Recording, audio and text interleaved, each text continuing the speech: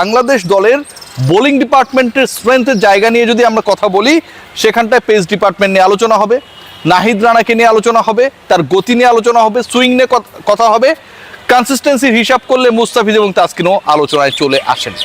এখন এই যে আলোচনা এবং ডিসকাশনসগুলো হয় পেস ডিপার্টমেন্ট নিয়ে, বাংলাদেশ পেস বোলিং ইউনিটে একটা বড় রোল, ডিসিপ্লিন, কনসিস্টেন্সি সবগুলো জায়গায় সাকসেসফুলি ভূমিকা পালন করেছিলেন শন টেইট। শ্বশুর বাড়ির ডাকে জামাই অবশেষে বাংলাদেশ ছেড়ে ভারতে চলে যাবার আনুষ্ঠানিক ঘোষণা দিয়ে ফেলেছেন। অস্ট্রেলিয়ার বিপক্ষে সিরিজ বাংলাদেশের জন্য একটা বড় চ্যালেঞ্জ। সেই যে কার্ডিফের সোফিয়া গার্ডেনে প্রথমবারের মতো এবং শেষবারের মতো বাংলাদেশ অস্ট্রেলিয়াকে হারিয়েছিল, মহাকাব্যিক শতক হাঁকিয়েছিলেন বাংলাদেশ ক্রিকেটের সবসময় ওয়ান্ডার বয় মোহাম্মদ আশরাফুল। তারপর থেকে বাংলাদেশ এই ফরম্যাটটায় অজিদের বিপক্ষে কখনো জয় রেজিস্টার করতে পারে নাই।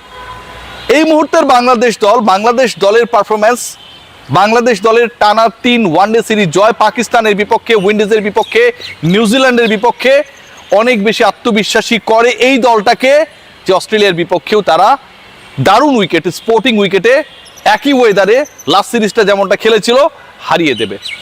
তার আগে যদি আলোচনা করা হয়, ওই যে বলছিলাম যে পেস ডিপার্টমেন্ট বাংলাদেশের সবচেয়ে কনসিস্টেন্ট জায়গা বোলিংয়ে, সেই পেস ডিপার্টমেন্টের গুরু থাকছেন না। এবং তিনি যখন থাকছেন না, তার যখন অনুপস্থিতি বাংলাদেশকে কিছুটা হলেও চিন্তায় ফেলেছে, ঠিক সেই চিন্তা থেকে উত্তরণের ক্ষেত্রে এবং কনফিডেন্ট হওয়ার ক্ষেত্রে আমার কাছে মনে হয় অন্তত 2-1টা নাম আপনাকে অনেক বেশি ইন্সপায়ার করতে পারে। এবং সেই 2-1টা নামের একটা হচ্ছে মোসাদ্দেক হোসেন সৈকত। ওয়ানডেতে 2022-এর পরে 4 বছরের গ্যাপ অ্যান্ড দেন ফিনিক্স পাখির মতো আবারও উড়ে এসেছেন। মোসাদ্দেক সৈকতের সবশেষ যে পারফরমেন্স ঢাকা প্রিমিয়ার লিগ চলমান, সেখানটায় যেভাবে খেলেছেন, অলরাউন্ড পারফরমেন্স করেছেন, ব্যাটিং দারুণ করেছেন, 6-7-এ নেমেছেন, কনসিস্টেন্টলি ভালো করেছেন, দ্রুততম সেঞ্চুরি করেছেন, স্ট্রাইক রেট 130 অ্যারাউন্ড এবং এভারেজটাকেও 70-80-র কাতারে নিয়ে গেছেন। এই ক্রিকেটার বাংলাদেশ দলে 4 বছর পরে এলেও তিনি আসলে নতুন কেউ না, কারণ experience campaigner in ODI format. Bangladesh দলের ইমব্যালেন্সের যে জায়গাটা ছিল, যেখানটায় দুটা প্রশ্ন হতো যে 6 নাম্বার ব্যাটার কে আসলে।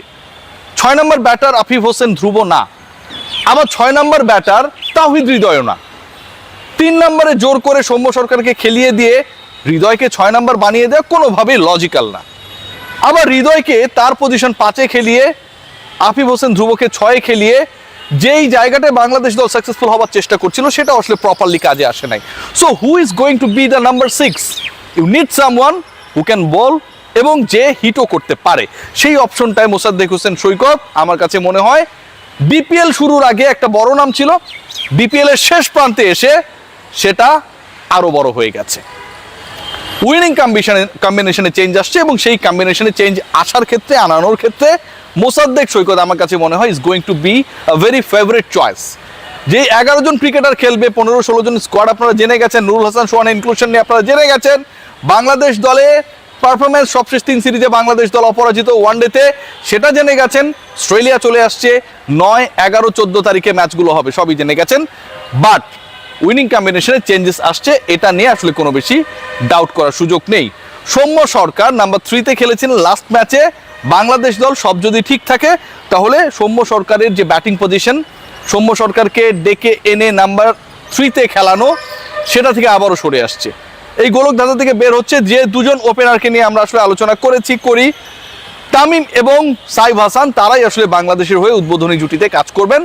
নাম্বার 3-র যেই পজিশনটা ছেড়ে দিয়েছিলেন নাজমুল হোসেন শান্ত, আমি মনে করি that was a very wrong decision. কারণ সাকিব আল হাসানও নাম্বার 3-র পজিশনটা ছেড়েছিলেন শান্তর জন্য, মনে করা হয়েছিল Shanto is the perfect one for batting on number 3। So সেই জায়গা থেকে শান্তকে সরানো আমি কোনো কারণ দেখি না। So Najmul Hossain Shanto, he will bat on his position number 3। Number 4 এলকেডি Liton Kumar Das. Number 5 Towhid Hridoy is not eager to bat on the late order. এরপরের লেট অর্ডারে তিনি ব্যাট করতে বা নাম্বার 6-7-এ পরের দিকে ব্যাট করতে তিনি আগ্রহী না। এবং তার এই বক্তব্য বা আলোচনাটা আমার কাছে মনে হয় যে খুবই যৌক্তিক। যেখানটায় তিনি পারফরমেন্স করেছেন, সেই জায়গা থেকে ভাই আপনি তাকে সরাবেন কেন? অন্য জায়গায় যদি ঘাটতি থাকে, সেই পার্টিকুলার ক্রিকেটারকে আপনি খুঁজে আনাবেন, খেলাবেন, নো প্রবলেম উইথ দ্যাট। বা হৃদয়ের পজিশন ছেড়ে দেওয়ার যে যুক্তি, বা বিভিন্নভাবে এটাকে জাস্টিফাইড করার যে চেষ্টা, সেটা কোনো কারণ নেই। এখন 5 পর্যন্ত হয়ে গেল, ওই 6 নম্বর পজিশনটা নিয়ে আসলে ঝামেলা।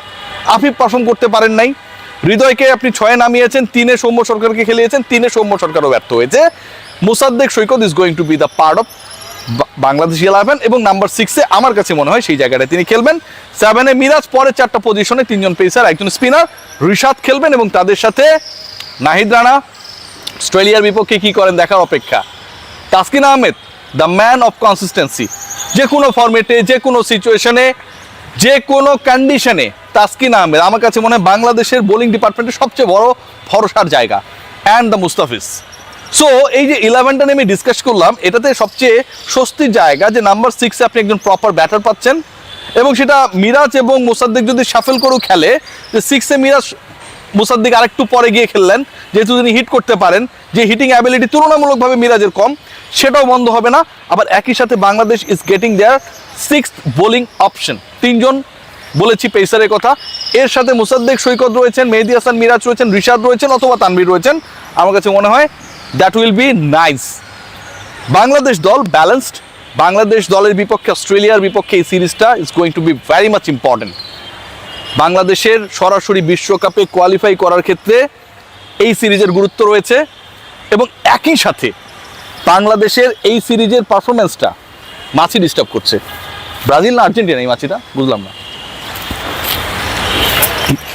বড় একটা ভূমিকা পালন করবে। কানের ভিতর ঢোকার চেষ্টা করছে, কান বন্ধ করে রাখলাম, দেখা যাক শেষ পর্যন্ত কি হয়, বাংলাদেশ কি করে। But the team has been announced against Australia. আমার কাছে মনে হয় প্রিটি গুড। সবাই ভালো থাকবেন।